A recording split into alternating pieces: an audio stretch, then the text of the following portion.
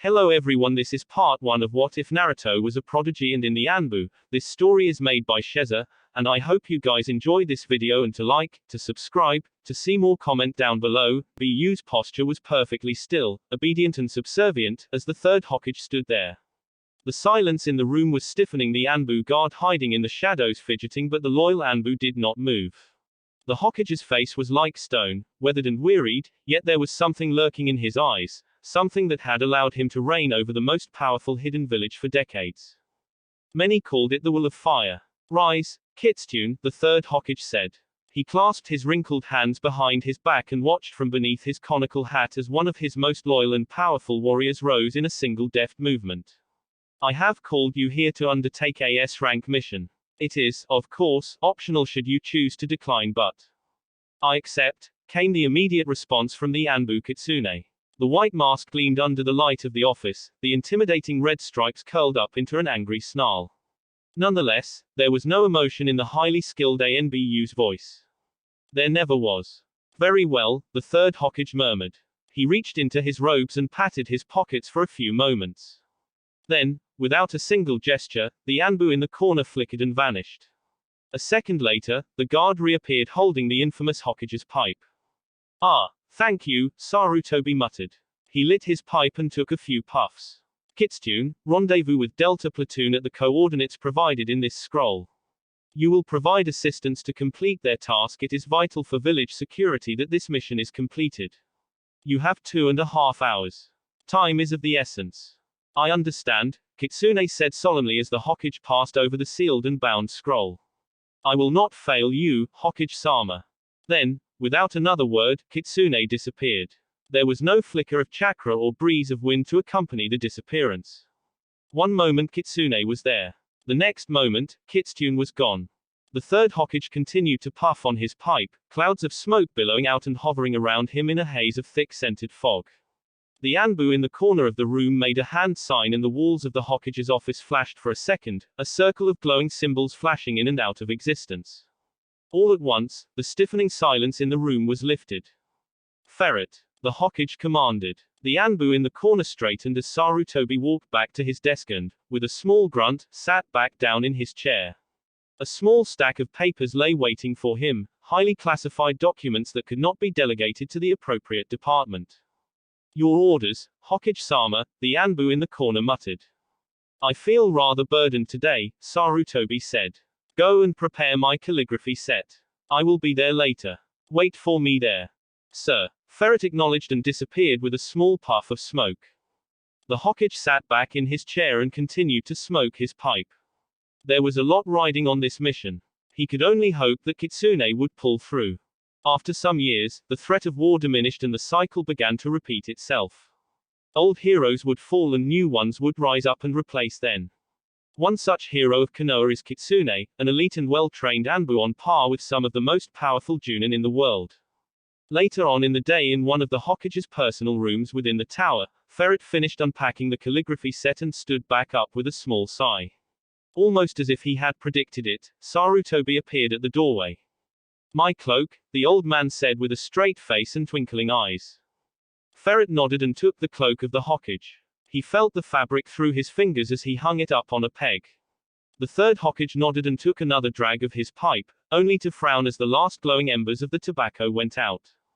That's unfortunate, Sarutobi murmured. He stroked his beard and glanced at Ferret from the corner of his eye. Did you, perchance, forget to refill my pipe?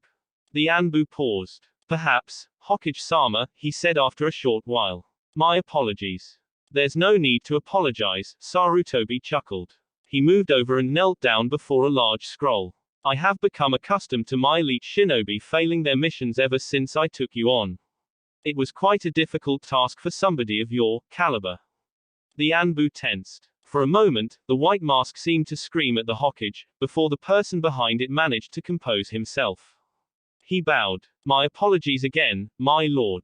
My lord. Sarutobi muttered and chuckled. My, you have become rather good at apologizing, haven't you?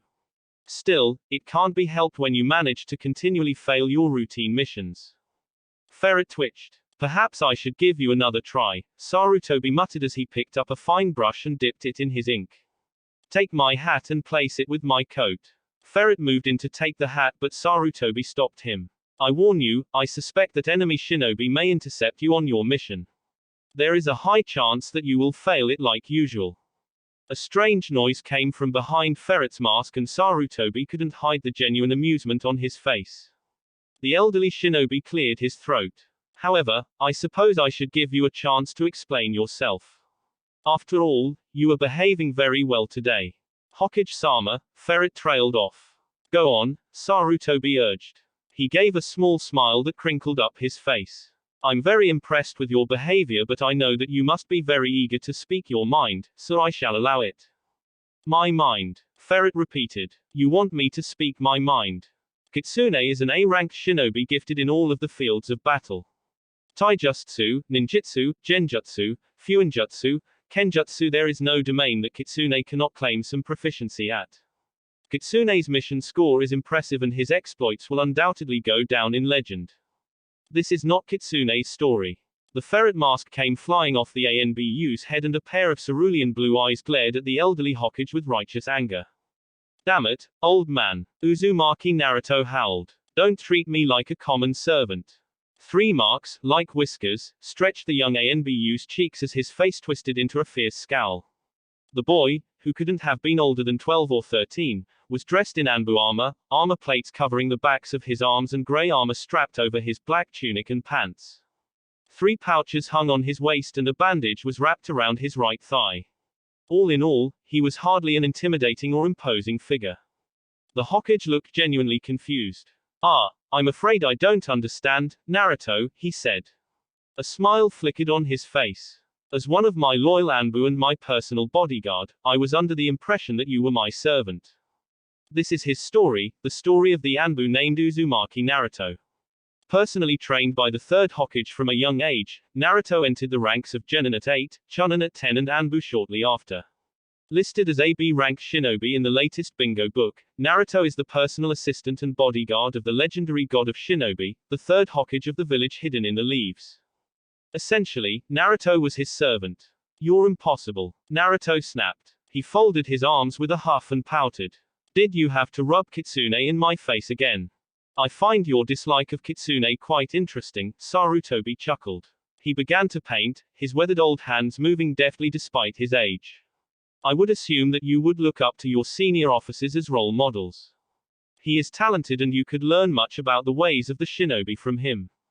Yeah, but Kitsune is such a. Naruto seemed to be at a loss for words. Loyal and powerful shinobi. Sarutobi supplied. No, not that, Naruto snapped. Comprehension dawned on his face and he snapped his fingers. Asshole. Yeah, that's the word. Kitsune is an asshole. Sarutobi chuckled good-naturedly and looked behind Naruto. Young blonde boy cocked his head in confusion before horror dawned on his face. He's standing right behind me, isn't he? He mouthed at Sarutobi, who merely smiled. Report, Sarutobi said. Mission complete. Naruto heard Kitsune's voice and closed his eyes in resignation. Good work, Kitsune, Sarutobi praised. Your skill and dedication do you credit. There will be a debriefing with the commander in 15 minutes. I will be there shortly. Yes, sir. And then the Anbu was gone. I hate you, Naruto muttered with a scowl. How unfortunate, Sarutobi responded dryly. He stood up and motioned to Naruto, who rolled his eyes but obediently retrieved the Hokage's hat and cloak. Once Sarutobi had finished dressing himself, he waved Naruto off. You're dismissed, Naruto. Report back at 1700 hours to complete routine assignment 4E. For once, could you make your own dinner? Naruto muttered under his breath. He retrieved his mask and gave a short, clipped bow to the Hokage as protocol demanded. I don't suppose you could talk to the commander about that matter we discussed earlier. Sarutobi chuckled. I rather like your mask, to be honest, he said and waved Naruto off. Go, you little brat. Enjoy yourself while you can. Tomorrow I need you to watch Konohamaru and I'm sure you'll want to be well rested for that. I hate you so much sometimes, boss, Naruto said with abject horror. Welcome to Anbu, Naruto, Sarutobi chuckled and left, leaving the blonde demon host alone. Did it have to be Ferret? Naruto whined to himself as he began cleaning up the Hokage's calligraphy set. You'd think the nine-tailed demon host would get the kitsune mask. Naruto trailed off as he muttered some obscenities to himself. Anbu sucked. 3 dark figures bounded through the air, little more than streaks of darkness against the green foliage of the forest.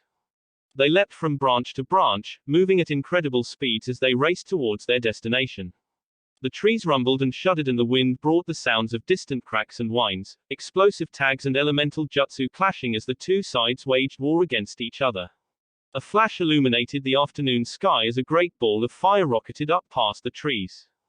One of the moving figures cocked his head back at his comrades and his fingers flashed in 2 other figures nodded and in a great burst of speed they leapt from the trees and onto their unsuspecting target. White and red robes billowed out in the wind as Sarutobi Hiruzen, the 3rd Hokage, turned his head to meet them. One of the attackers flung his arm forward and kunai rushed forward. Sarutobi slightly shifted his head and the kunai missed, embedding into the ground. The Hokage raised his hands, fingers twisting through hand seals in a blur, and a huge gust of wind struck the group. 2 of the attackers righted themselves and dove to the ground while the other one was overcome and was sent flying. A set of shuriken slammed into the disorientated shinobi and took him out of the fight, while the 2 others leapt at the Hokage. One drew a sword, the other formed a hand seal and inhaled. It was over in a flash. A fire technique burst into existence and was brutally suppressed as a long rod of earth exploded from the ground and slammed into the attacking man's stomach. At the same time, Sarutobi tapped the ground with his foot and the ground around him rippled. A loud shudder rumbled through the ground and the set of kunai embedding in the ground around him, the same set with hissing explosive tags wrapped around the handles, exploded from the ground. The other attack didn't even have time to blink as they exploded around him and finished him off. The encounter was over in less than 10 seconds. Hokage-sama and Anbu flickered into view, crouching down and waiting for orders. The enemy leader has advanced on the field. Sarutobi nodded grimly, rubbing his short goatee. He tapped his ear, his dark brown eyes tightening in annoyance. Communications are down, he grunted. He raised his hand, clicked his fingers and watched as 2 more Anbu appeared before him. Teams Alpha and Charlie will continue flanking maneuvers, he commanded. I will take Team Delta and pacify the enemy's advance. Go. Yes, Hokage-sama. The Anbu left in a swirl of leaves and Sarutobi adjusted the cage's hat on the top of his head. He motioned to the Anbu by his side and disappeared in a burst speed that far outstripped the younger and more physically able shinobi by his side. A few moments later and the trees began to thin. Smoke billowed out in the distance and the sound of metal clanging on metal became more distinct. Blurs rushed through the trees, some clashing with each other in a burst of sparks as kunai and swords met. A nearby blur paused on a branch, hands blurring in seals, and a torrent of water burst from the ground, destabilizing the enemy's position. The Anbu attacked, black cloaks meeting those with gray, and Sarutobi was pleased by the efficiency of his forces as they quickly dispatched the enemy. Where is he? Sarutobi spoke to the nearest Anbu, who bowed her head respectfully. 150 meters ahead in the clearing, the Anbu female reported. Her purple hair swayed behind her back, practically inviting the enemy to use it as leverage, but Sarutobi's eyes could see the minuscule telltale signs of chakra embodied through it. We've secured the outer perimeter and await your orders. Very well, Sarutobi nodded. He drew himself up and flexed his chakra. The Anbu were well trained enough not to flinch, but some of them certainly tensed as the god of shinobi prepared to let loose. I will suppress the enemy's defenses. On my signal, move forward to attack. Yes, sir. Sarutobi drew himself up and his hand flashed through a series of hand seals. Chakra exploded from his elderly frame and the wind howled. Sarutobi melded the elemental chakra of earth, wind and water alongside each other and combined 5 separate techniques into a single rush of power. The ground burst open as geysers of water gushed to the surface and a tidal wave of water and mud, propelled by a shrieking gale, exploded past the tree line and into the heart of the enemy defenses. Go! Sarutobi barked as he lowered his hands and his loyal Anbu sprang forward, a dozen dark blurs leaping past the devastating effects of his technique to disappear behind the tree line. As they left, Sarutobi took a deep breath and followed them in a burst of speed. He reappeared in the middle of what used to be a clearing. Now it was a pit of muddied water, the ground cracked and broken. Whatever traps that the enemy had set up had been washed away by the power of his technique. As black and gray cloaked figures clashed with each other high above in the trees, the enemy of the shinobi army stood in the clearing, waiting with his arms folded. I am the third Hokage, Sarutobi said grimly, landing in the mud and water and walking across the surface. His white and red robes were somehow pristine despite the muck about them. You have made an enemy of my village. I will accept your unconditional surrender and, in return, I will spare your life. The somewhat young leader cocked his head, a leaf headband glinting in the sunlight. The slash that ran through it marred its otherwise lustrous surface. You know, Uzumaki Naruto said with a scowl. This sucks. Why am I the one getting the beat down? I see, Sarutobi nodded gravely, as if Naruto hadn't spoken. Very well. If you are prepared to die for your cause, then I am prepared to assist you. Screw you, boss, Naruto said with a resigned sigh. Chakra exploded from him, a potent and heavy presence settling down over the clearing, and his blonde hair ruffled from the effort. Let's see if I can at least draw blood this time. Naruto's hand darted his vest and he withdrew a kunai. Before the demon host had even felt the cold metal in his hands, there was an explosion of smoke as Sarutobi's hand struck the ground. Naruto winced as Enma, the Monkey King, was summoned into battle. What's this? Enma asked, one yellow eye opening partly as he took in his surroundings. The war games again. You're pushing 'em hard, Sarutobi. Enma. Sarutobi barked grimly. Help me defeat the leader of the missing nin. Enma glanced at Naruto and a somewhat nasty smile curled the large monkey's face. With pleasure, he grunted. Henge. Fuck you all. Naruto whooped and the kunai flashed through the air as Enma exploded in a cloud of smoke. Kunai shadow clone. One kunai became dozens and they rained down on the elderly Hokage. Sarutobi reached into the cloud of smoke and whirled around, the large adamantine staff of Enma bashing away all the kunai. They struck into the ground and trees, piercing rock and wood up to the hilt. Sarutobi whirled around again, facing Naruto, and Enma stretched forward, striking the blonde in the chest. Naruto's eyes widened with shock as he flew backwards, the pole slamming him into a tree with a pained grunt. Naruto was suspended there, still and unmoving, until Sarutobi abruptly pulled Enma back in and sidestepped. A kunai flashed past his head, slamming into the adamantine staff and sliding down it in a shower of sparks as Naruto pressed up against the Hokage, his abnormally sharp canines bared in a menacing grin. Rasengan, he cried, his right hand pressing against the staff as his left hand brought a spiraling and whirling ball of pure chakra forward, straight into Sarutobi's chest. There was a flash and a terrible screeching noise as the ball of pure chakra tore past the ceremonial Hokage robes and nothing else. Naruto only smiled grimly as he pulled his hand back, preparing to leap away when suddenly the metal staff shifted and pushed away his kunai. A large white furred hand zoomed from the end of the staff and wrapped around Naruto's throat. The kunai fell from his grip. Before it had even hit the ground, however, Naruto had brought his hands together. Bird, ox, dragon, ram. Lightning sparked at the tips of his fingers, chakra rushing through his body. It was shoddy and wasteful, too much chakra and not enough control, but Naruto gripped Enma's strangling hand with flickering blue hands and the Monkey King bellowed in pain as lightning was pushed into him. The hand quickly withdrew and Naruto immediately substituted himself with a nearby piece of debris.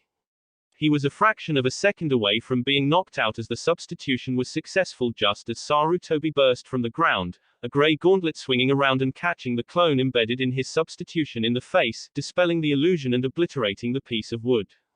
Naruto flashed through some signs and the wind howled through the clearing as a blade of wind tore from the blonde's outstretched hand. Wind release, vacuum wave. Sarutobi's hand sped through rat, snake, horse and dog signs.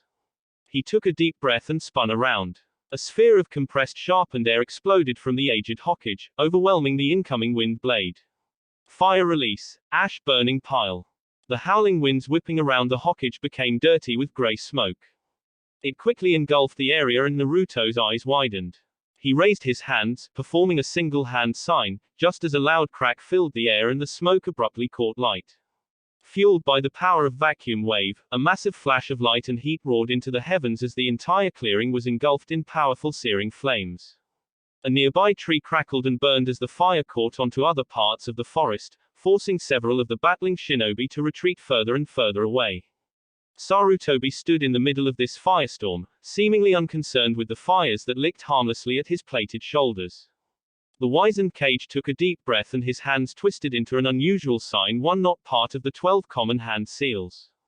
With a burst of pure chakra, Sarutobi cast his chakra and negated the storm of fire roaring around him with a single thought. There was no sign of Naruto. I see, Sarutobi murmured, closing his eyes briefly. You escaped my attack by tunneling underground and now you expect to jump up from behind me.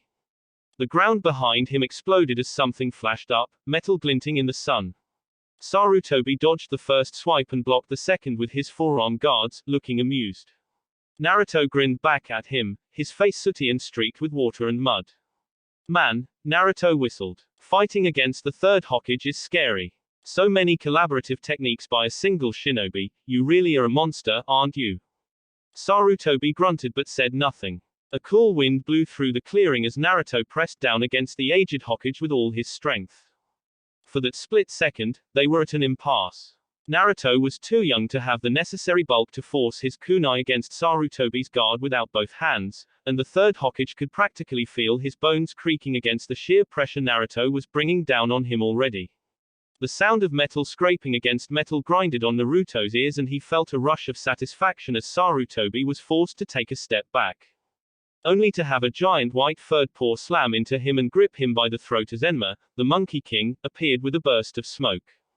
Naruto! Enma roared, his yellow eyes practically glowing with outrage. The headband of the summon glinted as Enma shoved his face right in front of the blonde Anbu. What did you just say to your Hokage? Naruto gurgled something but he had the strange feeling that it was lost in translation underneath the crushing paws that gripped his throat. His grip on his kunai failed and Sarutobi pushed away his flailing with ease. Naruto desperately tried to use the replacement technique but the Monkey King had gripped him too tight for the technique to take effect.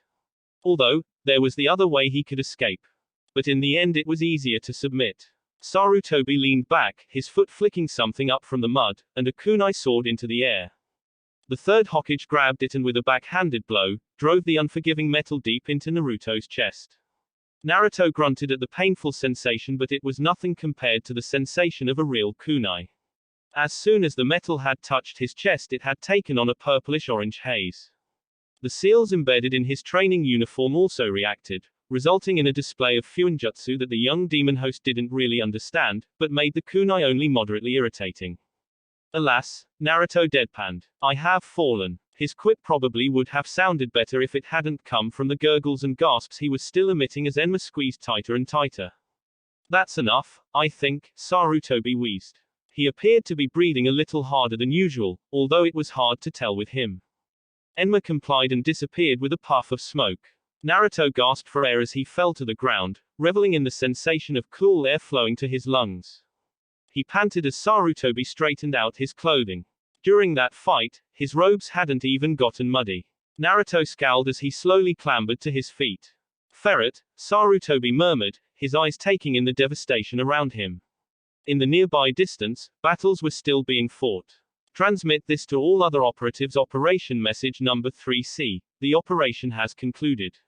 All Anbu, report for further orders. Naruto made a grunt in the back of his throat but complied. His fingers drifted over the red swirl of the Anbu tattoo on his shoulder and he channeled chakra into it.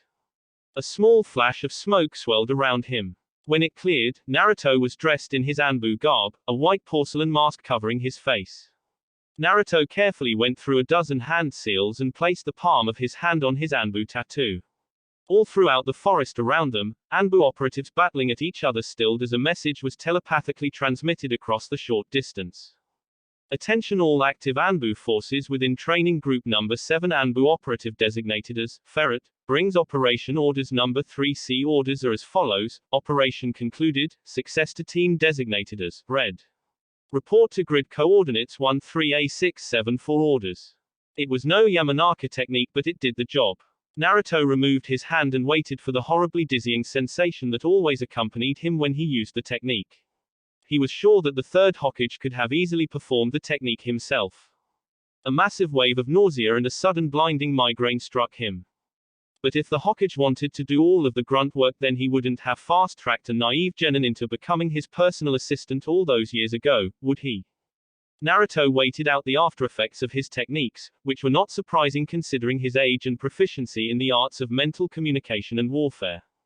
There was a reason why the techniques were usually learned specifically by communication officers and few others. As his headache abated, he could hear the sound of Anbu appeared in the clearing. It was a soft, almost inaudible sound, a small quiet displacement of air, and elite shinobi appeared from well-timed body flicker techniques and landing silently on the mud-soaked and scorched earth. Most would have missed it. Naruto was just that good. He hoped. So was Sarutobi, it seemed, as he continued to rest his eyes until he heard the arrival of the last Anbu operative, a man whose armor had cracked and fallen apart waist height. The Anbu took their training seriously. The operation has concluded, Sarutobi said quietly, but his voice was heard by all in the clearing.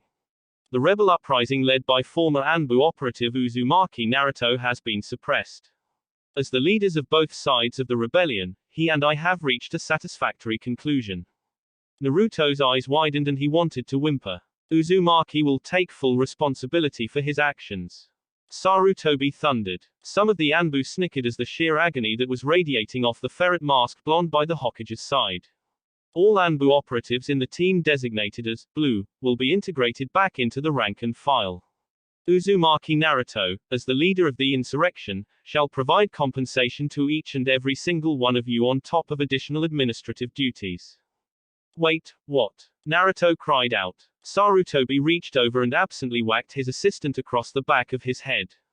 The sheer force of the plated arm guard sent Naruto sprawling into the mud. Without skipping a beat, the third Hokage continued.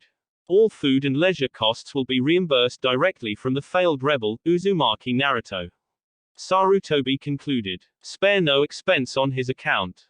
As a traitor, he must learn from his mistakes. Compensation will be personally delivered by the little brat, as well as a most sincere apology for his actions. Had he merely accepted his fate, we would not have had to perform our operational training drills again so soon. Anbu teams Alpha through Delta, you are dismissed. Many of the Anbu chuckled out loud. Some of them called out cheerful thanks to Naruto and waved. Naruto remained oblivious to it all as he lay in the mud, scowling fiercely. The masked figures disappeared after a few moments, more than willing to have a night on the town at the poor blonde's expense. Why? Naruto cried out as he threw his hands in the air. He wailed to the heavens despondently. Why me? What did I do to deserve this? Sarutobi took out his pipe, puffing on it solemnly. Learn from your mistakes, Naruto, he said sternly, not hiding his amusement at all. He puffed out some smoke. The next time I ask you to complete some paperwork, it had better be done. Are we understood? Yes, boss, Naruto wept pitifully as he climbed up from the mud. Sarutobi chuckled as his blonde assistant and Anbu guard took his customary place on his left side. He reached out with one hand and ruffled the boy's locks of hair fondly. Now, he said, let's talk about our little spar, shall we? I noticed that your lightning manipulation was quite poorly channeled. With your level of chakra, I expect better from you. If an old man like me can defeat you so easily, then you need to train more. Yes, boss, Naruto replied blandly. Quiet. I wasn't done. Sarutobi whacked Naruto over the back of his head and hid a grin at his subordinate's furious reaction. Located in the heart of Fire Country, Konoha was regarded as the largest military and economic power within all of the elemental countries. Boasting of a shinobi population of over 10,000, Konoha served not only as a military force but one of the primary driving forces of Fire Country's economy. Clients from the land of fire and beyond highly valued the work ethic and efficiency of Konoha's shinobi, and leaf shinobi were the first choice by many when a task needed to be done. Each day, hundreds of shinobi teams would leave and return to the village to complete missions. The majority of these were made up of C and D ranked missions, suitable for Konoha's well-trained and diverse field of Chunin and Genin. For the most part, clients visiting Konoha would be directed to the mission assignment desk located in the administrative section of the academy. There, Chunin would take down the mission details, organize teams to complete said missions and accept payments. It was a well-oiled machine that made use of the vast majority of rank-and-file shinobi. Failed graduates of the Shinobi Academy usually found themselves in bureaucratic positions or acting as messengers, while the average Chunin team would complete the vast majority of the missions. While it wasn't as glamorous as the high-risk and dangerous missions handed out at the Hokage's Tower to the elite, these jobs generated a large percentage of Konoha's revenue and were seen vital to village prosperity. It was for that reason that Sarutobi Hiruzen, the third Hokage of the village hidden in leaves, would often leave the Hokage Tower and direct many of these missions personally. Not only was he able to meet the clientele, many who were suitably impressed by the infamous god of shinobi, but it gave him a chance to work with the average shinobi that generally would not get a chance to interact with their leader. As the Hokage's personal guard and assistant, Uzumaki Naruto would usually accompany him. Between filing reports, meeting with clients, scheduling meetings and even assigning missions, the young Anbu agent received his share of Konoha's bureaucratic juggernaut with not so quiet dignity. Sarutobi puffed happily on his pipe as he adjusted the conical hat on his head. A white cloak draped over his red full-length gown. He sat at the head of a large wooden table, one of many. Around him, scores of Chunin hustled busily, taking down mission details, referring clients to other Chunin and bundling paperwork to be sorted and filed. Teams of ninja would occasionally enter, greet their client and leave. It was an efficient system first started by the second Hokage and continued by his successor. "My lord, Hokage," greeted an enthusiastic man. He was rather round and large, with the strange curly hairstyle favored by the nobles of the fire court. "Your health appears well." Sarutobi puffed once more and removed the pipe from his lips, the predominant lines under his eyes curving up as he smiled. "Greetings, Lord Shinji," he replied back. He coughed once into his hand. "How may our village assist you today?" "I require a team of your best spies," Shinji replied, and his face darkened. He leaned forward, his eyes furtively darting around the room. "I think you know who is going to make his move. I must have accurate intelligence if I am to counter." "I see," Sarutobi murmured, stroking his small goatee. "Then, the contracts from the Land of Tea have not yet been finalized." "Soon," Shinji said, frowning. He rubbed his hands on his fine clothes. "With your help, of course. I recommend that you go and see Nara-Ren and give him your details," Sarutobi said. "We shall, of course, provide you with some of our finest Chunin." "Excellent," Shinji bowed deeply. "My thanks, Hokage-sama." Sarutobi smiled and moved his pipe back in his mouth as the portly noble walked off. He puffed a few more times, his eyes flickering to his right. "Ferret," he barked. There was a crash of paper and a cry of dismay. Naruto, clad in his sleeveless armor, Anbu tattoo bared for the world to see, had been startled and lost his grip on the large stack of paperwork he had been carefully balancing. Scrolls and paperwork went flying and fell to the ground in a huge mess, leaving a despondent Anbu. "Pick up that mess this instant," Sarutobi grunted. "This is the center of Konoha's business, not a rubbish heap." Naruto began scooping up the paper from the wooden floor. Sarutobi watched with a keen eye. "Remember," he said as Naruto began to load his arms again. "Many short trips will make light work of one hard task." Naruto grunted something under his breath as he dropped a stack of scrolls on the table.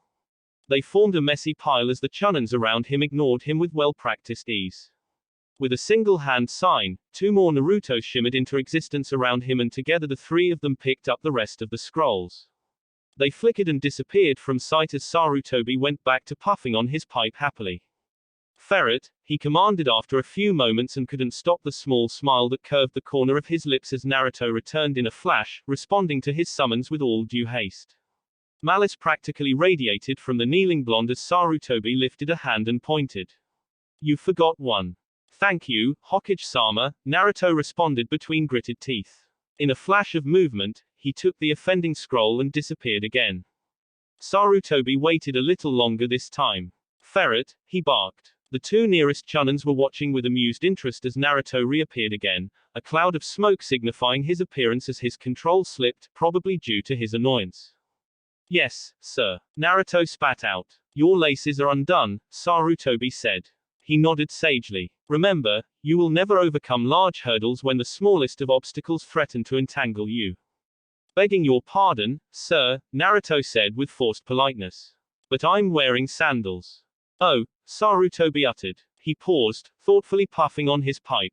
"Well then, never mind." He dismissed Naruto with a wave of his hand. "Hurry up. Those scrolls will not file themselves." A loud pop roared through the room, startling clients and Chunin alike as Naruto disappeared with a loud cloud of smoke and the sound of grinding teeth. Several of the other shinobi were snickering and even Sarutobi was outright chuckling. The third Hokage's good mood abruptly vanished, however, as he felt a familiar presence approaching. His face smoothed over as he drew himself up, masking his slight puzzlement with well-practiced ease. Out of the busy room, he was undoubtedly one of the only ones who saw the man enter, sliding between clients and shinobi effortlessly and making his way towards Sarutobi. "Danzo," Sarutobi said as way of a greeting. "What brings you to the mission assignment desk?" Danzo Shimura inclined his head respectfully. He leaned heavily on his cane, his right arm done up in a sling and his torso heavily bandaged. Despite his apparent physical injuries, his chakra was sharp and potent. His one single eye betrayed his appearance as a cripple, aged and scarred as he was. Danzo was still a warrior at heart despite his retirement as head of the special Anbu division route. Trailing after him was a young boy with jet black hair, pale skin and dark eyes. "Hokage-sama," Danzo greeted and raised his head. "I was merely showing my latest students around Konoha's areas of importance." "Your latest student?" Sarutobi repeated quietly. "Of course," Danzo said without any emotion. "There are still those who regard my skills quite highly. It's an honor to pass on what I know to the next generation." Sarutobi grunted at that. "Ferret," he barked. This time, Naruto appeared by his side flawlessly, his face hidden by his Anbu mask. The young bodyguard had undoubtedly felt the familiar chakra as well, and after several years in Sarutobi's service knew that Danzo was somebody not to be trifled with. "So that's," Danzo trailed off, a thoughtful expression flittering over his face. It was hard to read the emotions of a man who had half his face covered in thick bandages. "We meet again." "Elder," Naruto greeted coolly. He turned and bowed deep to Sarutobi. "How may I serve you, Hokage-sama? Could you please prepare a small room so that Danzo and I may catch up?" Sarutobi requested quietly. He stood up, his white cloak fluttering as he moved. "We shall be there shortly." At once, Naruto responded and disappeared. A few minutes later, Sarutobi and Danzo adjourned to a more private setting. Naruto had done well, Sarutobi absently thought, as both he and Danzo took a seat at a long, highly polished wooden table. Naruto was nearby, quietly preparing a steaming pot of tea, while Danzo's latest student stood behind his tutor. "And what would your name be?" Sarutobi inquired gently, puffing on his pipe and eyeing the pale boy shrewdly. He looked to be Naruto's age, but the third Hokage could see the leanness of muscle displayed, the unnatural attention that the boy paid to movement and perfect balance that he seemed to have. The boy's smile was horrific, as bland and empty as a corpse. "I am called Sai," he said. He bowed his head, not a hair a fraction out of place. "It's an honor to meet you, Hokage-sama." Sarutobi grunted. "I'm sure he told you to say that," he replied, feeling irritable all of a sudden. "Ferret, where's my tea?" "I will be there momentarily, Hokage-sama," Naruto replied evenly, his back facing the table as he bent down, focused on his work. "If I may, Hokage-sama," Danzo requested and leaned forward. "I would like a demonstration." "Oh," Sarutobi raised an eyebrow. "Of what, exactly?" Danzo smiled. In a flash of movement, Sai lunged at Sarutobi with speed far beyond those of his age level. A sword appeared in his hand as he streaked across the long wooden table in the span of a heartbeat. Deadly intent flashed through the room and Sarutobi's eyes widened fractionally as he read the young man's eyes. There was no doubt the boy was aiming to kill. His attack lasted a whole 2 seconds and he didn't even make it halfway across the table. Naruto was there to meet him, the masked Anbu suddenly radiating a terrible aura of power. Dark, heavy and oppressing chakra flooded the room. The wooden table began to crack and the rack of saucers and cups rattled. The sword met a kunai and the two young boys locked arms. Despite his emotionless face, Sarutobi could read the surprise in his would-be assassin's movements as 4 more Naruto suddenly surrounded him. Blank-face Anbu masks peered down at the would-be attacker with no mercy and kunai lashed out at vital points. The young boy immediately jumped back, Naruto's kunais only barely missing the killing blow. His blood splattered across the table and Naruto followed up with a devastating kick that launched Sai away from the Hokage. He flew down the table and past Danzo, who didn't even look ruffled as his apprentice slammed into the wall with a dull thump. All 5 Narutos were in the process of weaving through hand seals when Sarutobi raised a hand. Enough, he murmured. Naruto paused, angry dark chakra whirling around him. Naruto, leave us. Boss. Naruto protested. I am not so weak that I need you to fight my battles. Sarutobi snapped. He snapped his fingers and Naruto reluctantly backed down, the shadow clones shimmering from existence, the heavy pressure abruptly vanishing from the room. Take our young, foolish attacker to the medical center. Sarutobi could tell that Naruto was absolutely furious with the order, but if there was one thing that Naruto had learned after 5 years working with the third Hokage, it was that the old man did not like to repeat himself. Naruto walked over to blood-splattered Sai, hoisted his body over his shoulder with some effort and disappeared. What ominous chakra, Danzo murmured. He stood, limping his way across the table towards the pot of tea. With a single deft hand, the crippled elder flawlessly continued on from where Naruto had left off and handed Sarutobi a cup of steaming tea. I haven't felt chakra like that since you were a child, Hiruzen. Sarutobi grunted and tucked his pipe inside his robes. Naruto has potential, was all he said as he took a sip. He is quite talented. That's an understatement, Danzo said with a dry chuckle. With a cup of tea balanced on the back of his hand, he leaned on his walking stick and made his way to the other end of the table. Both men ignored the large crack and dripping blood in the middle of the table. He is very impressive for a child so young. I can only think of a few who showed such potential at his age. Kakashi, Sarutobi supplied. Itachi, Orochimaru, Tsukumo. Yourself, Danzo countered. He leaned his walking stick against the table and sipped his tea. I would suggest that he is more like you than the others. That chakra was very much like yours during your early years when you struggled to find control, and he is not burdened with the broken bonds of family as many of those other names were. He carries his burden well, Sarutobi admitted. There was no mistaking the pride in his voice. He is strong and quick to learn. He does not have arrogance, Danzo said quietly, and Sarutobi stilled. Kakashi, Orochimaru, they were both arrogant. It took a tragedy to break Kakashi's, and Orochimaru never lost his. Sarutobi let out a snort of laughter. Naruto is too busy cleaning up after his mistakes to worry about his status, he said, chuckling. He can be a clumsy boy, foolish at times. Very foolish, Danzo agreed, taking another sip. What young shinobi uses the god of shinobi as a measuring stick against his skills? To compare himself to such a man, it would keep any shinobi level-headed. The two sat in comfortable silence, sipping their tea. I must say, Danzo murmured after a few moments. Uzumaki Naruto has many of the qualities of an aspiring Hokage. Sarutobi said nothing. Ah, Danzo uttered and closed his eye. He bowed his head, looking in deep thought. I see. Partially, Sarutobi supplied and saw the first glimmer of a frown on his one-time rival's face. You have become most insufferable as of late, Hiruzen, Danzo said, setting down his now empty cup of tea. That boy has helped sharpen your blade, a far cry of who you were 10 years ago. He stood up, taking his cane. My advice to an old friend would be thus: don't ever slip back to what you once were. Is that so? Sarutobi replied quietly. His brown eyes watched Danzo carefully. That's very interesting advice. I would say, useful, Danzo replied. His one eye hardened as he gazed down at the man who had beaten him to the hat. I will always do what's best for the village that we both love so much. As do I, said Sarutobi softly. Good, Danzo said abruptly. Continue to do so. The will of fire rests upon your shoulders. He turned around and began to limp out the door, leaving the third staring at nothing in particular, deep in thought. Naruto returned a few moments later. Hokage-sama, he inquired. He paused as the old man did not reply. Boss. The concern in his voice was evident. What's wrong?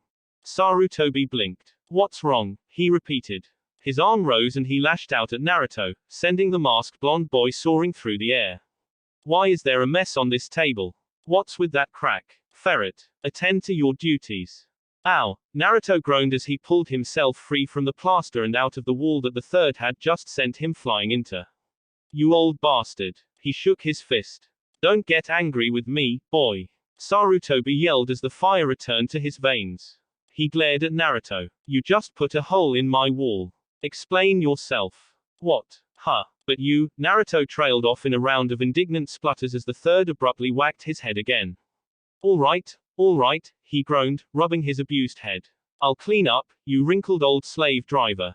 What was that? Sarutobi thundered. Nothing. Sarutobi watched Naruto carefully as the young assistant began to frantically clean up the room. A small smile flashed across his face, but it disappeared as soon as it came, and the third picked up his cup of tea and began to sip it between scoldings. One of the largest buildings in Konoha was the Hokage's residence, also known as the Hokage's Tower. It was located quite close to the Shinobi Academy and had been constructed just underneath the Hokage's monument. The Hokage's residence towered over most of the other buildings in Konoha and was home to many different departments.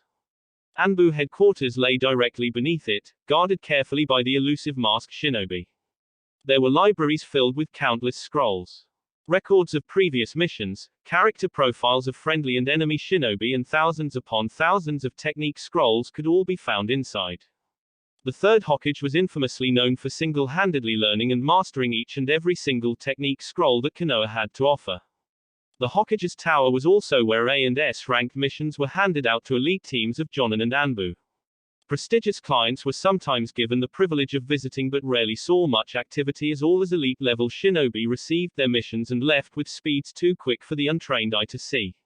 Matters of village security were also dealt here, far away from the prying eyes of the normal shinobi workforce. It was also where the third Hokage and his family lived. Since his fast-track promotion to Chunin and allocation as the Hokage's personal assistant and guard, Uzumaki Naruto had been one of the few people in Konoha's history to call the Hokage's Tower home. Naruto suddenly opened his eyes. One moment he was asleep and the next he was awake and alert. The young Anbu rolled over and glanced at his alarm clock. 6:59 a.m. He hopped out of bed, removing the froggy nightcap that he still loved so much and quickly pressing his thumb against the red spiraling tattoo on his exposed shoulder. He channeled chakra and his bedclothes abruptly vanished. A second pulse of chakra saw a set of armor appear neatly around his form. A pair of dulled metal arm guards covered his forearms, extending over his gloved hands. His upper arms were bare and he wore a tight black shirt with a gray armored vest covering his chest. His long dark pants reached his ankles, where he wore sandals, and there were 3 small pouches strapped around his waist with a bandage tied around his right leg. He hadn't put the mask on and it dangled from his utility belt. "Oh yeah?" Naruto said with a cocky grin, exposing his sharper than normal canines. "I look awesome." After he was done checking himself out, he adjusted the mask on his belt and strode through the door.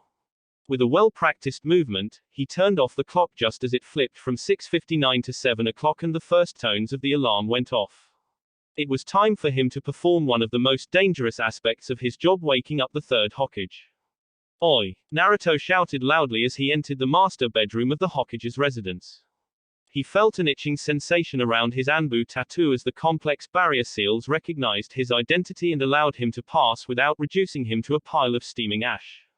"It's time to wake up." The lump curled around the thick blankets in the middle of the king-sized poster bed quivered. Naruto rolled his eyes as he began stretching. He found it completely ridiculous that the rest of Konoha idolized Sarutobi as some kind of holier-than-thou figure of everlasting power and might. Only Naruto, he had decided firmly, knew the real truth. Sarutobi was a cranky, perverted old man who took way too much pleasure in abusing his poor loyal subordinates for his own amusement. Naruto, being in the position that he was, saw this the discreet reading of that oh-so-tempting orange book, the short giggles when the old man caught a glimpse of a beauty, the way the boss adjusted his hat to have his afternoon snooze in the busiest of places, and the way that the old man slept in every morning for the past 4.5 years. "Do we really have to do this again?" Naruto pleaded. It was a familiar question as it was one he had to ask extremely often. He only received a grunt in response. He sighed. "Have it your own way, then." He raised his hands and twisted them into a single hand seal. Water release. Waterfall technique. He heaved a breath and spat a mouthful of water, which sprayed through the air in an arc. Hands contorting in another hand seal, the mouthful of water became a giant torrent which swept through the room and washed over the poster bed. His technique completed, Naruto shifted his weight and leapt up towards the roof, using chakra to grab a foothold on the ceiling. A second later, a shower of kunai pelted the floor where he had been standing with incredible force, smashing apart floorboards and tearing into carpet. "Good morning," Naruto exclaimed cheerfully as he dropped from the roof. "I will be serving breakfast in 10 minutes if you'd like to get ready, boss." Sarutobi emerged from the drenched wetlands that had once been his bed, his brown eyes bleary and his white hair wet with moisture. Apart from that, the third Hokage was completely dry and Naruto absently wondered what technique the wily old man had used to escape his wake-up call this time. What's with this mess? Sarutobi grumbled loudly. He cleared his throat. Clean this up immediately. Naruto just smiled. Already on it, sir, he said cheerfully. He snapped his fingers and 3 shadow clones appeared in the room holding a mop, a bucket, a small roll of carpet and a couple of new floorboards.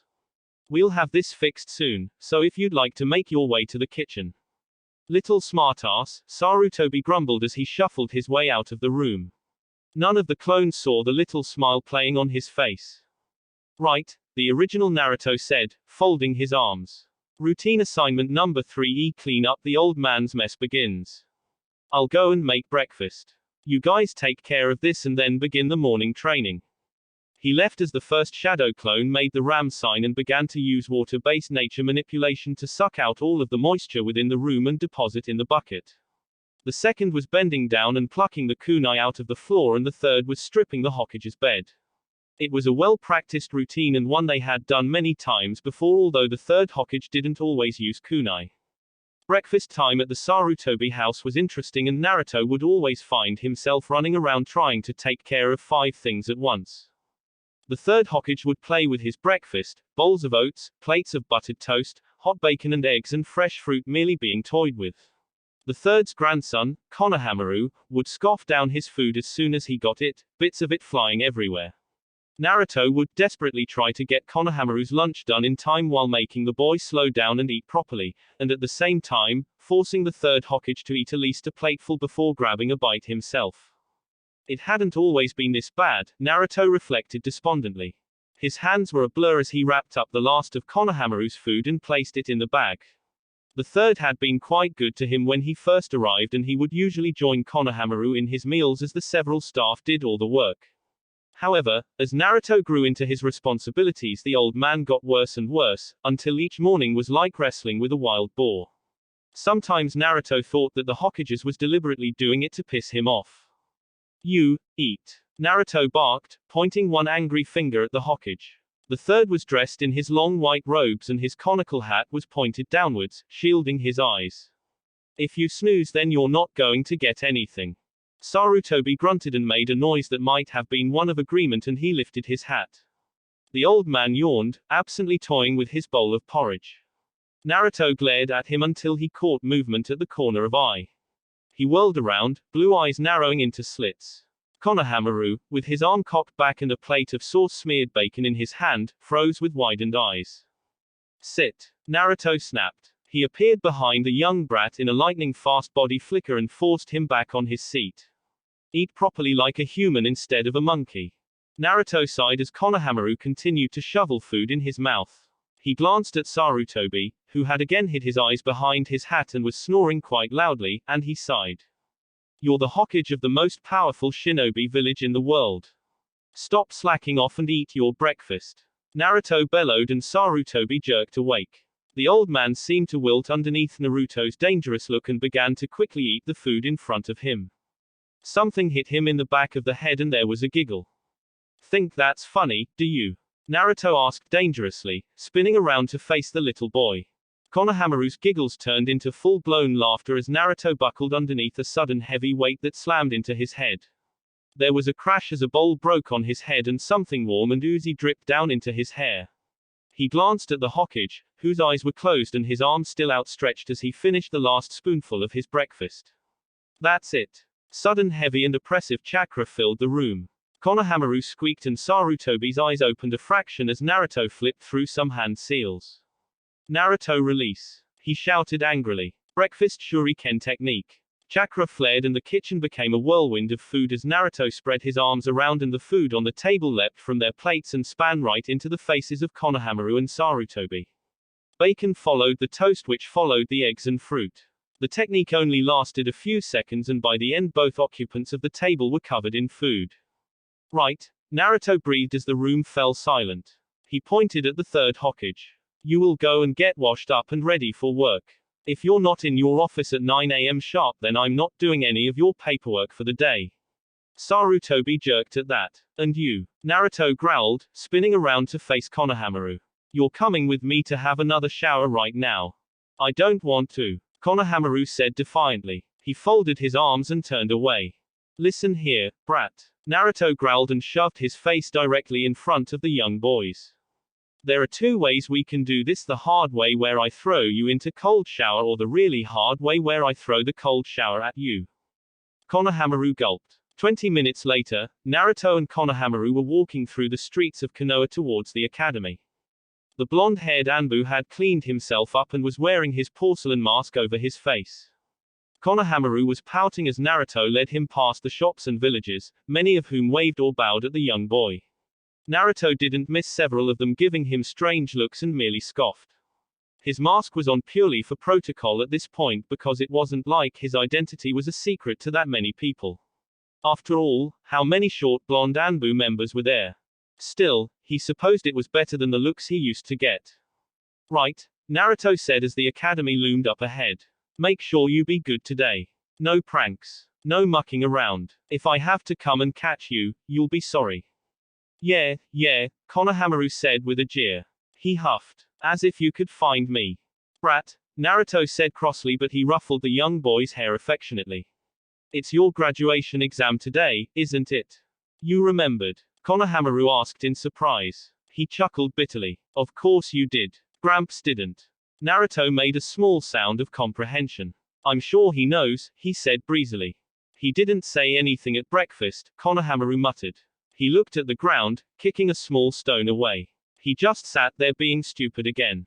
You didn't say anything either, Naruto admonished. He wagged his finger. I swear, you two are both as bad as each other. You're definitely Sarutobi, you two. Konohamaru looked up hopefully as Naruto glanced down, smiling kindly behind his mask. There's no doubt about it, the Anbu said. He's definitely thinking about you today. Konohamaru beamed. Thanks, Naruto, he said quietly. As soon as the two entered the gates of the academy, he bolted off to find his friends, leaving Naruto holding his lunch alone. Come back, Naruto called out, but the brown-haired boy had disappeared amongst the milling crowds of parents and students. He sighed. You little shit. Naruto made his way through the academy grounds. The students he met had once given him wide-eyed looks and muttered to each other quietly. Now he was a regular occurrence, the young Anbu agent tasked with escorting the third's grandson to school. They still gave him the odd look, especially when they noted how short and young he seemed, but in the true fashion of children they mostly ignored him now. The parents were mostly the same, although he exchanged a respectful nod with Nara Shikaku, the current Jonin commander. The two had had dealings in the past. He also exchanged a quick, hello, with Yamanaka Inoiki, the tall blonde-haired man who worked in Konoha's intelligence division. Ah, Iruka, Naruto called out. He flickered out of the crowd and appeared in front of the scarred Chunin, who had been turning to see who had called out his name. Gah! Iruka jumped as he came face to face with the creepy porcelain mask of an Anbu member. He held his hand over his heart. Oh, it's you. Naruto held up the bag. This is Konohamaru's, he explained. The little brat ran off before I could give it to him. I see, Iruka said. He took the bag. Thank you. His voice, as usual, was respectful and polite when he spoke to Shinobi many called Sarutobi's right hand. Iruka had just been assigned to the academy when Uzumaki Naruto, with the assistance of the third Hokage, had graduated early. He hadn't had much to do with the young boy for years until he had reappeared from seemingly out of nowhere as the Hokage's personal assistant and guard. The ferret-masked boy had quickly become a common sight at the mission assignment office as he accompanied the Hokage and performed many duties. Personally, Iruka felt a little sorry for him. The Hokage could be quite hard on the young Anbu, and Iruka wondered if Naruto managed to ever get much of a break. Will Konohamaru do well today? Naruto asked, and Iruka blinked, shaken out of his thoughts. It's hard to say, Iruka admitted. He's certainly not the most academic-driven student we have. Naruto made a noise in the back of his throat at that, and Iruka chuckled. That said, the scarred Chunin continued, his weapon skills and taijutsu is quite good. It's why he was moved ahead past his age group, he's already quite gifted in that area. Still, he's having some trouble with the henge. We'll have to see how he goes today. I see, Naruto said. He rubbed the back of his head. Well, I better be off. Thanks for speaking with me. You're welcome, Iruka said. Goodbye, Naruto-san. The day proceeded like any other normal day. Naruto worked with the third Hokage in the mission room, filling papers, organizing meetings and taking down mission details. The fire daimyo's wife had arrived in Konoha a few days earlier and had already lost her pet on 4 different times. Several of Konoha's largest merchants were interested in obtaining a new breed of spice that was found growing in the land of rice, although many of them were reluctant to pay the higher mission costs required, as relations with the land of rice had been strangely distant and hostile than before. A quartet of shinobi from the village hidden in grass arrived with a routine message for the Hokage, and a dark-cloaked man wanted a team to perform a dangerous mission to retrieve his family heirloom and had been whisked away to the Hokage's tower to debrief the elite shinobi who would needed to complete a mission of that difficulty. All in all, nothing unusual. Later that afternoon, Naruto found himself leaping over the rooftops of Konoha delivering messages to various persons and businesses on behalf of the Mission Assignment Office and the Hokage. From what Naruto had gathered, most were receipts and a short message on the details of the successful mission needed to claim when applying for tax cuts. There was one curiously lumped parcel that had arrived from intentional delivery that had passed inspection, which was left at the reception desk of the Shinobi Academy. Naruto finished the last of his errands just as the sun was going down and made his way to the training grounds. Each day, he was officially given 2 hours to work on his physical training. Unofficially, however, Naruto trained all day long on the various different projects he was working on. Yo! Naruto called out as he entered the large training fields. It was the field that Naruto had selfishly allocated for himself, and it was perfect for his needs. It was a large clearing with a small river trickling through it.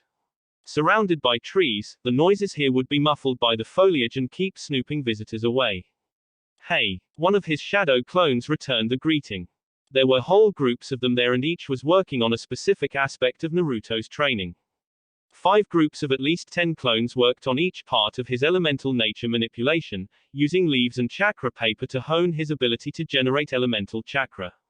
His natural affinity was wind, and it came to him as the easiest to form. However, the Hokage's natural affinity had been earth, but that hadn't stopped him from whipping out advanced elemental techniques of each nature in the past. Lightning was his worst at the moment, but his earth and water was coming along quite nicely, and as long as he didn't care about collateral damage, his fire worked beautifully. Naruto would not be satisfied until he had mastered each and every single affinity, just as the third Hokage had done before him. It really got to him when he considered just how much further he needed to go, especially when the old man would make off-handed comments along the lines of, "You're still learning this? Why, when I was your age I had already learned this as well as that. I guess you're just a slow learner." There was one group working on his chakra control, and they were contorted into weird poses. One of was hand standing on the water with one hand while using the other to swirl leaves around his palm. The other was hopping up and down a street while juggling spinning kunai. The last one was holding a spinning orb of chakra in his hand, a screeching noise emanating from the powerful technique that sent shivers down the real Naruto's back.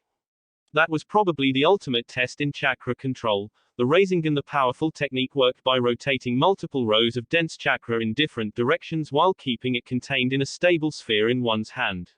Naruto was working on the lethality of the technique, compressing his chakra even denser and trying to spin more and more of the chakra faster and in different directions. Naruto spied the piles of disposable ramen containers lying on the ground and rolled his eyes. What a waste, he muttered to himself.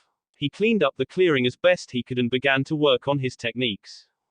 The god of shinobi was famous for his collaborative techniques.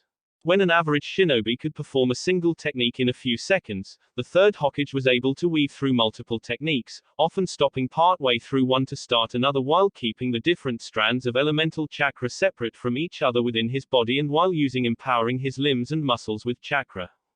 That was the level of proficiency in nature, shape and chakra manipulation and control that Naruto was working towards. Naruto was not at that level yet, although he had a somewhat bastardized version that produced similar results.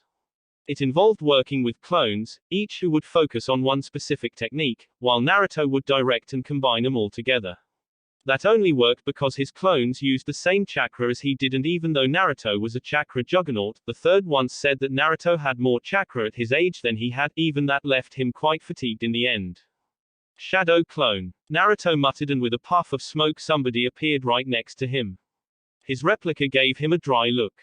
This is going to hurt, he lamented. Naruto rolled his eyes. Get over it, he snapped. The clone nodded and formed the ram sign. From there, Naruto watched as his clone went through a series of hand seals, his fingers blazing in and out of the signs quicker than the eye could see.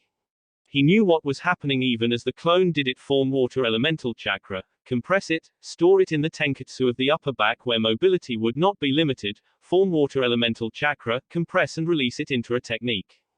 Earth release, great mudslide technique. Naruto's clone shouted. The earth before him rumbled and liquefied as Naruto's elemental chakra softened it while his nature manipulation used his chakra to force it forward in an avalanche of mud. Naruto's clone made another sign and the water elemental chakra flowed forward. Water release. Raging river technique. The water technique, coming from the small stream trickling into the clearing, combined with the power of the earth technique and produced a devastating current of mud and water. It propelled out from the shadow clone and swept into the forest. Saplings and plants were torn from their roots as the mud swept across the great tree trunks. An ideal conclusion to this combination technique would be a fire technique that would turn the mud into a rolling river of blistering tar that would engulf and consume all that it touched. However, Naruto was having enough trouble with 2 elemental chakra, let alone 3. Under the original's eye, the clone suddenly let out a gurgling noise. Bright points appeared all over the clone's body as tenketsu overloaded underneath the strain of the multiple strands of elemental chakra before it exploded in a puff of smoke. Naruto grimaced at the mildly unpleasant memory. Normally the shadow clone technique would not include pain in the memory for the safety of the user, but Naruto had altered that part of the technique when he needed to so he could diagnose how and when a technique went wrong. Too much chakra, Naruto murmured to himself. Elemental composition was fine but the tenketsu can't handle the strain, I need to disperse the chakra over multiple tenketsu. It was much, much harder than it sounded. Naruto went to make another clone when the tattoo burned on his shoulder. He frowned. The Hokage usually allowed or rather, insisted on his training time. It was unusual for a summons this late. He snapped his fingers and his clones obediently dispelled. Naruto felt flashes of memories assault him but he shrugged them off with practiced ease. Placing his mask over his face, he disappeared into a body flicker. He reappeared by the Hokage's side. The old man was standing on the highest level of the Hokage tower, watching the sun set over the Hokage's monument. Usually Naruto could get a good read on the third Hokage, but it was with some trepidation that he found himself unable to assess how his leader was feeling. The stone faces on the monument looked as if they held more emotion than Sarutobi did right at that moment. Ferret, Sarutobi spoke softly and with the weight of a man who had spent his entire life giving orders and being obeyed. The first directive has been breached. I have need of you. Do you accept? Yes, Naruto answered immediately even as his eyes widened with surprise. His white porcelain mask blocked everything as he stood. How may I serve? Sarutobi turned around and Naruto saw the first traces of emotion, a grim hard look that masked something dark that lurked beneath the old man's face. Whatever had happened, it was personal. Several minutes ago I was assaulted, within this very tower, Sarutobi began. He ignored Naruto's splutter of shock. The assailant successfully retrieved the scroll of forbidden seals and escaped. Shit. I have confirmed the identity of the attacker. Sarutobi sounded grim. He motioned to the table, where a gleaming sphere of crystal glimmered with chakra. At this moment, Sarutobi Konohamaru has left the boundaries of the village in possession of the forbidden scroll of seals. Naruto jerked reflexively and drew a deep breath. Confirm identity. He asked quickly. It's been confirmed, Sarutobi said tiredly, and for a moment he looked very old and very tired. He moved from the window and took a seat at the table. It was him, Naruto. What's more, he knew exactly where to find the scroll and how to bypass the protections. With all due respect, Naruto asked carefully. But how did he subdue you? I merely, though it was one of his little tricks, Sarutobi admitted with a great sigh. He threw some smoke bombs, yelled something foolish out. I allowed him to play his game, but the smoke lasted longer than usual and by the time it had cleared he was gone with the scroll. He turned back to the window. This is a result of my foolishness, he said, and his voice was hard again. Naruto said nothing. Konohamaru was the grandson of the third Hokage and his status allowed him a lot of leeway. However, not even the Hokage could protect him from the outcome of this. The forbidden scroll of seals was an S-ranked secret and stealing it was paramount to high treason. There would be severe repercussions for all involved, Konohamaru for stealing it and Sarutobi for allowing it to happen. However, it is more complicated than that. Sarutobi interrupted Naruto's thought process. Konohamaru failed his graduation exam today. I have reason to suspect that somebody may be using his current emotional state for their own advantage. I see, Naruto murmured. His thoughts were conflicted and his emotions barely under control. He was too close to this at the moment, so, with a deep breath, he pulled back and hardened his heart. What are your orders, sir? I have located the boy. Sarutobi straightened and the full force of his intent care bearing down on Naruto. It wasn't a desire to kill. Rather, it was the power of the highest priority order in Konoha and the effect it instilled in those with the will of fire. You will shadow him until the true culprit appears. Retrieve my grandson at all costs and destroy the scroll if necessary. Sarutobi met Naruto's eyes from behind his mask. Do to the culprit as you see fit. You have full operational control, however, the nature of the assignment have been deemed S-ranked and may not be divulged. Even if Konohamaru had been deceived, he had still committed high treason. Naruto understood immediately. The less who knew the better. He bowed his head and made his way to the table where a large map of Konoha had been unraveled. Sarutobi gave the coordinates to Konohamaru's position and Naruto stared intently at the map for a few moments. He then pressed his finger on his tattoo. Cat, he called out quietly. Bird. There was a moment's pause and then two Anbu members arrived with a small puff of smoke, heads immediately bowing as they saw their Hokage. They wore white cloaks over their armor and their porcelain masks bore the discreet signs of seniority. The Anbu captains of Epsilon and Omega Anbu combat platoon stood rigid. As the Hokage's assistant and the only member of the Sigma squad, the Hokage's personal guard, Naruto technically held seniority over them in theory. His commands were most often the commands of the third Hokage and had to be respected. However, it was very seldom that Naruto interacted with the captains and only really saw them at the General Purpose Division meeting every couple of months. In this situation though, Naruto had full operational control and commanded not only the captains but the 25-man platoons. Priority Directive Number 1. I have full operational control, Naruto said quietly. Two emotionless masks shifted and stared at him with greater intensity. Cat. Your platoon will surround the perimeter of A4F to A5C.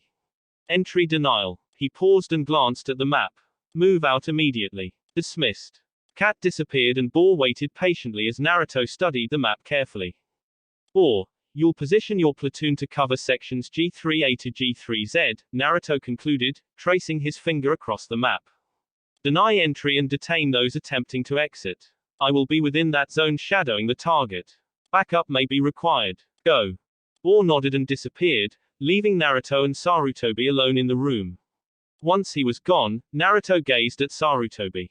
The third Hokage nodded once, approving Naruto's plans, and the young Anbu let out a quiet sigh of relief. This was the first time he had ever had full operational control over such an urgent mission. He had been present over dozens, if not hundreds, of mission briefings and had watched as he stood loyally by the Hokage's side as the Anbu captains and Jonin commander had talked in short terse words over whatever mission they were planning.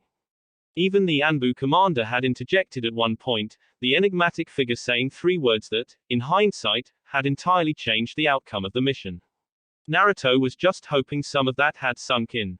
It might have been a bit of an overkill to drag out a 2 out of the 6 Anbu combat platoons, but Naruto wasn't taking any chances with such a dangerous S-ranked artifact on the loose.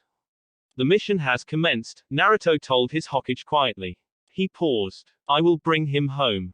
A second later, the third Hokage was alone. The sun had fully set by the time Naruto had arrived on the outskirts of the village. Many shinobi would be disadvantaged or even crippled by the lack of visible light. However, the Anbu had 2 powerful accessories to help them with nighttime operations. The first was their cloak. Embedded with many different seals, an ANBU's cloak when combined with their armor was able to deflect shuriken, dull the blows of a thrust kunai and even dent the blade of a sword swing. The cloak was water resistant, fireproofed and mud and dirt simply slid off of it. It was treated and woven in a way that made it extremely resistant to tears and burns, and when kept out of the light, the cloak seemed to fade into the darkness until shinobi and shadows were one. The second was the Anbu mask. Many of the white porcelain masks didn't even have eye holes, but it was no deterrent or disadvantage to the Anbu wearing them. They were specifically crafted for each individual shinobi, molded perfectly onto their faces for a seamless fit. When wearing it, one did not feel the weight of it at all. Ingenious seals, dating back to the era of the first Hokage, allowed the user to see through the solid plate as if it weren't there. The mask filtered out most poisons in the air while still allowing the shinobi to use his or her nose to sniff out enemies, although the mask would automatically filter everything out if an unidentified and especially pervasive poison was detected. The Anbu had learned this the hard way from the second shinobi war against the village hidden in sand. In a very similar way to the cloak, the mask kept dirt and sand out away from the face, and it was impossible to block or impair the user's vision. Even the effects of flashbangs were diluted. Retina scorching light merely became irritating. The opposite could also hold true, and the mask allowed Anbu operating in nighttime to see more accurately. There was a rumor that Konoha's research and development department were trying to come up with a way of attuning the masks to be able to see the heat of living organisms, but so far nothing had come of it. Beneath his mask and hidden in the shadows, Naruto silently watched from a large tree branch as Konohamaru pored over the forbidden scroll of seals.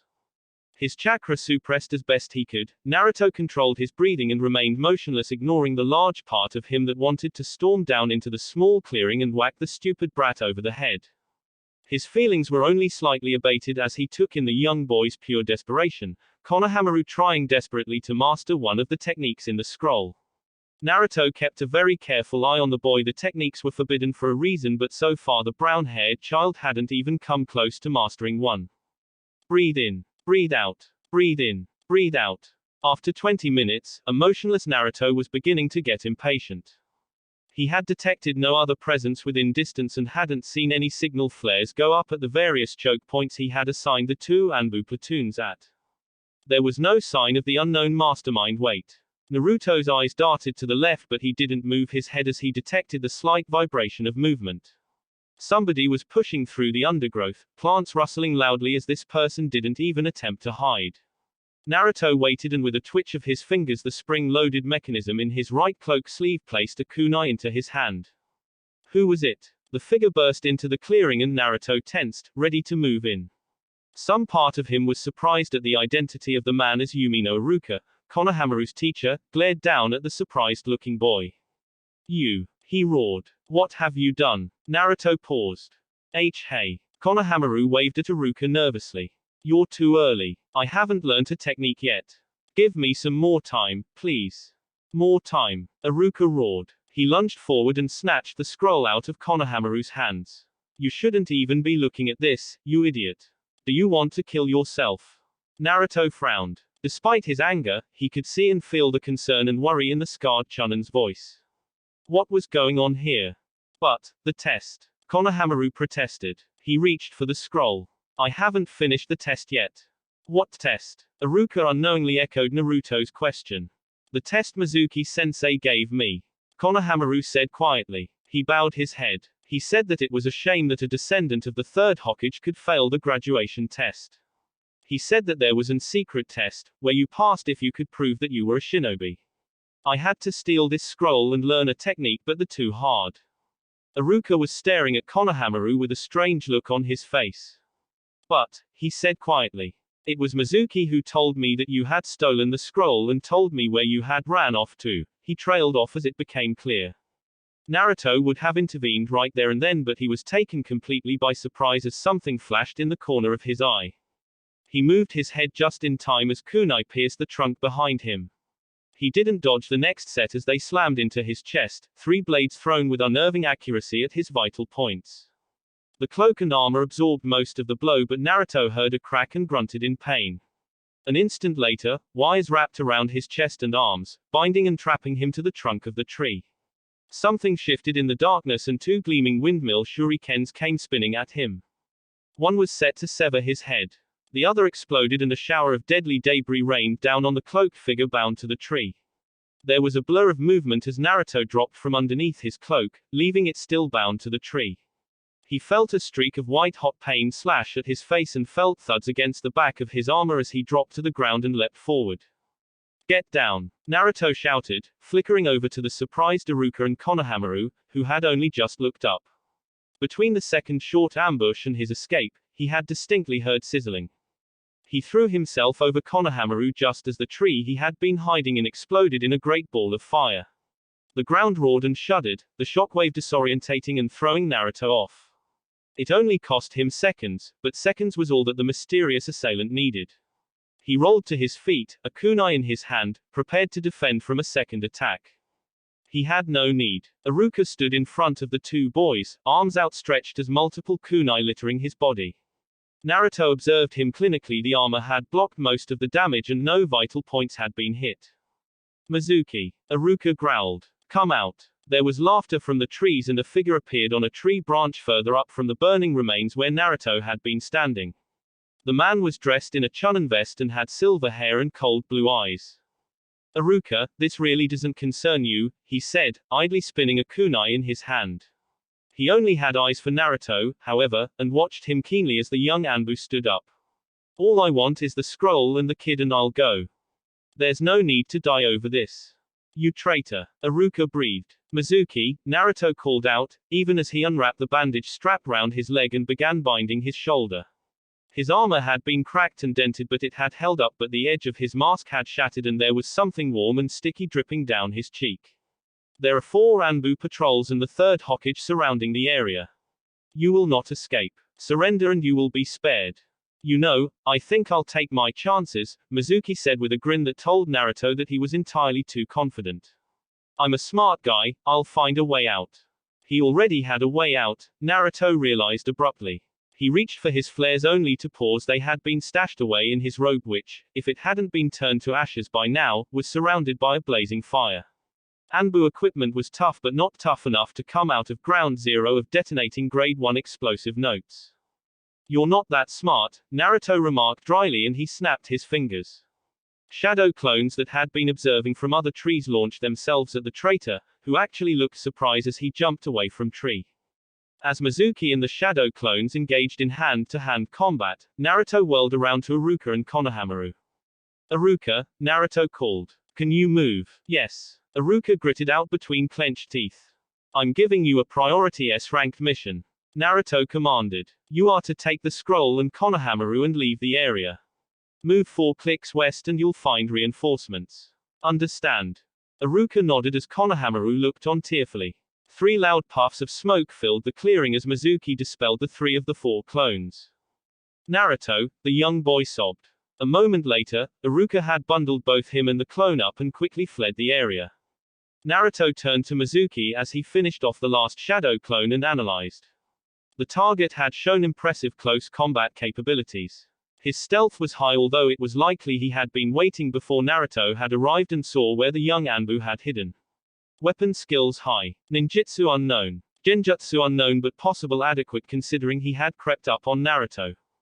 I'll catch them. Mizuki snarled as he whirled around to face Naruto. Naruto gave him a cold glance and his emotionless white mask turned to face the traitor. No, you won't, was all he said. He launched at Mizuki at great speeds and enjoyed the brief look of surprise in the older man's eyes. Naruto's taijutsu depended on great speed and integration with weaponry to deal damage. As a 12-year-old, he was too small and lacked the bulk of experienced close combat fighters. His speed, however, was what allowed him to go toe-to-toe with bigger and stronger opponents. Dodge, dodge, jump, dodge, feint left, strike with kunai on the right. Duck kick, jump back from follow-up. Body flicker behind, avoid reflexive punch. Stab. Parry blow. Redirect punch. Slash at tendons. Kick at knee. Stab. Reach into pouch. Jump to avoid low house kick. Throw shuriken. Lunge with stab. Parry blow. Pull back on wires to bring shuriken back. Replacement. Both Naruto and Mizuki used the replacement technique as a series of shurikens punctured the silver-haired Chunnin's back at the same time Mizuki landed a powerful kick underneath Naruto's chin. A windmill shuriken was flying from the shadows as Naruto reappeared on the ground. The Anbu let his chakra flare, feeling it slam down on the entire clearing, and weaved his hand seals. Wind release. Great breakthrough. A roaring wave of wind slammed into the shuriken and sent it spiraling into the air as the tree branches rustled. A second later, the ground grumbled and a series of large rocky spikes shot up and slammed Naruto in the chest. He gurgled as Mizuki jumped up from underneath the ground and shoved a kunai into the Anbu's mask with a loud metallic clang. Gotcha, the traitor grinned maliciously. He paused and narrowed his eyes. Wait.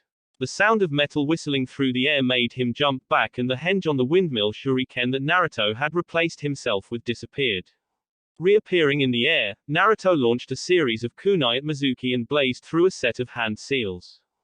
Fire release. Soaring flame bullets. Naruto felt his chest swell as chakra burst from the tenketsu in his throat and upper mouth. Fire elemental chakra poured from the points, and Naruto manipulated the shape of the chakra to take form of a volley of blazing streaks of fire. They crashed to the ground, engulfing Mizuki and the windmill shuriken in flames. Naruto narrowed his eyes as he dropped gracefully to the ground and crouched there. He flipped through another series of hand seals and pressed his hands to the ground. Lightning release. Electromagnetic murder. From his hand came a furious discharge of surging bolts of lightning. They tore through the ground, tearing apart the earth and soil. There was a strangled yell as Naruto pumped his chakra into the ground and a flash of movement jumped up away from him. Mizuki leapt from the ground, his armor in pieces and holding his arm, and ducked behind a tree as Naruto lifted his hands and sent waves of cascading lightning after him. You won't win. Mizuki yelled desperately as Naruto dispelled the technique, lowering his hands. I didn't want to have to use this so soon, but I can't let you win. Naruto felt the ground shifting again and, chakra pumping into his feet, he jumped gracefully away, landing on the tree branch of a nearby tree. The earlier fire techniques had dissipated as the chakra within it was burned up, but the acrid smell of smoke filled the air, blocked only partially by his mask. Forbidden technique. Mizuki cried out. Animal cursed seal of heaven. Naruto crouched, watching the tree where Mizuki had hid warily. He started as something boomed, and before his astonished eyes the tree trunk shattered and buckled. With a loud groan, the top of the tree came crashing down and slammed into the ground. The tree Naruto was standing on creaked and groaned, but otherwise remained still as Mizuki appeared from behind the tree. What was that? Naruto thought. Where Mizuki had once stood there was now a monster or something that looked a lot like it. A muscle-bound behemoth of a thing stood there, flexing its hands in marvel. It was bipedal, covered in orange fur with thick black stripes adorning its hide. A mane of whitish silvery hair covered its ears and draped down over its face, where two murderous blue eyes glinted. Mizuki. Naruto breathed. This is it. Mizuki howled. He slammed a fist into the palm of his large clawed hand. This is the power I wanted. Thank you, my lord. You have delivered exactly what you promised. He turned his ferocious gaze on Naruto, and the muscles in his new thick thighs tensed. In a sudden burst of speed, he had cleared the distance between Naruto and himself in a flash, his fist cocked back. Naruto flinched at the sudden speed and narrowly sidestepped the first punch. His leg came up instinctively and he shifted his balance, thrusting his knee into the exposed behemoth's chest. Mizuki roared and Naruto winced. The Anbu jumped back to avoid a swipe of the claws and disappeared in a whirlwind of smoke and leaves. He reappeared some distance away, his knee throbbing with pain.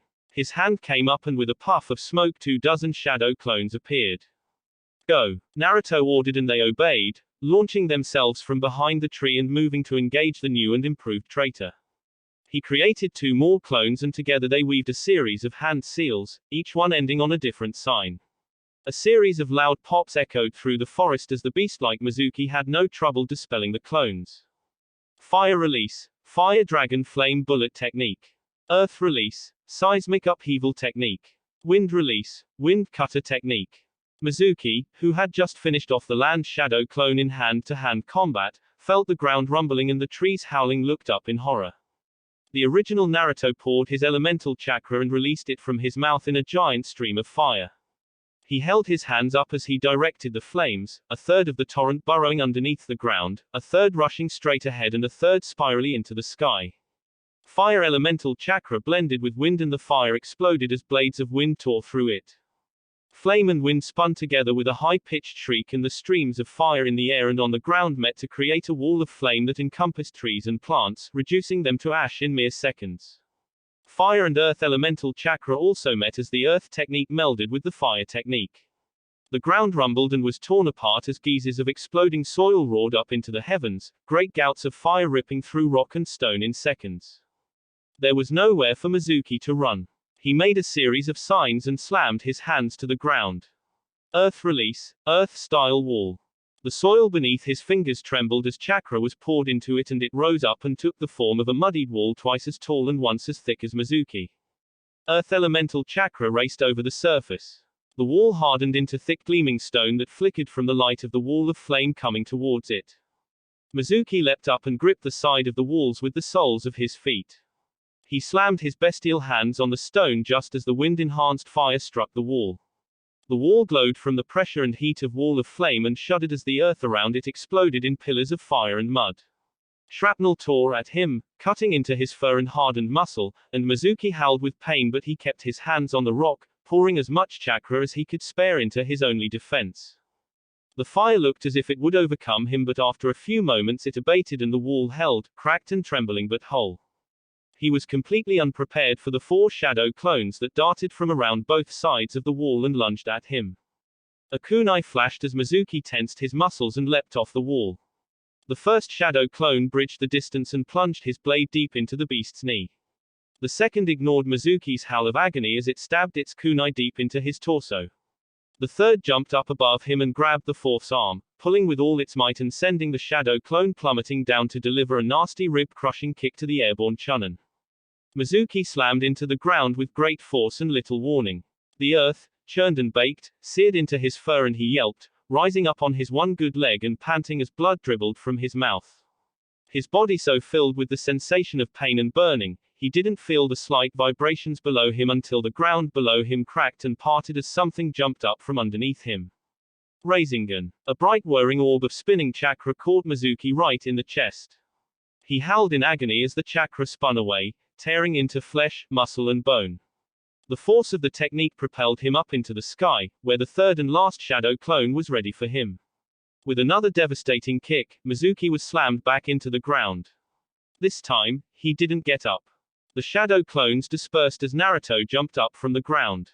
His armor was muddied and blood dripped from the crevice of his mask, but underneath his blue eyes was fierce and proud. It was with slight apprehension that Naruto watched the transformed Mizuki start to shrivel up and waste away. In a few minutes, there was only a wasted husk of a man left. The chest rose once, twice, and then stopped moving at all. Sometime later, a bandaged and thoroughly debriefed Naruto walked quietly through the Hokage's residence. The scroll of forbidden seals had been secured and Konohamaru had been returned safely to his home. All in all, Naruto was satisfied if not aching, tired and ready for a good rest. He passed Konohamaru's room in the hallway and paused. Sarutobi had undoubtedly heard him coming, but he didn't move from the doorway, watching Konohamaru peacefully sleep off the night's chaos. Naruto hesitated and then moved forward to step next to the Hokage. "Is he all right?" Naruto murmured, eyeing Konohamaru's tear-streaked face. "He's fine," Sarutobi answered quietly. "A little wiser, perhaps, and most certainly a little jaded, but it will be good for him. This is a dangerous business we partake in." Naruto said nothing, but he felt a pang of concern. He knew that the third Hokage was old, but he had never truly seen it until just then. The god of shinobi looked very old, very tired and very frail. The weight of decades of service bowed his shoulders and hunched his back. There was no hint of the power and strength that Naruto was accustomed to, and he hesitated. "You are dismissed, Naruto," Sarutobi murmured. "Sir." Naruto acknowledged automatically. "Naruto," Sarutobi said as the blonde Anbu turned to leave. Naruto paused. "Thank you." Naruto shifted in surprise. The old man did not usually deliver his praise or approval so blatantly. "It's my duty," he said honestly. "And a privilege. For the one who had rescued Naruto from the hell of loneliness and despair, who had given him the strength needed to protect the village and who have given him a familiar and those to care and protect, this evening's task had been nothing." Sarutobi turned and managed a smile. "I'll see you in the morning," he murmured, and Naruto dipped his head. The third Hokage waited until he heard the door to Naruto's room close before he turned back to Konohamaru. He smiled somewhat sadly. "Your son has turned out to be a splendid shinobi, Minato," he mused. "Perhaps that will be enough to earn your forgiveness." That will be it for this video. If you want more, comment down below, like, subscribe. And see you guys later.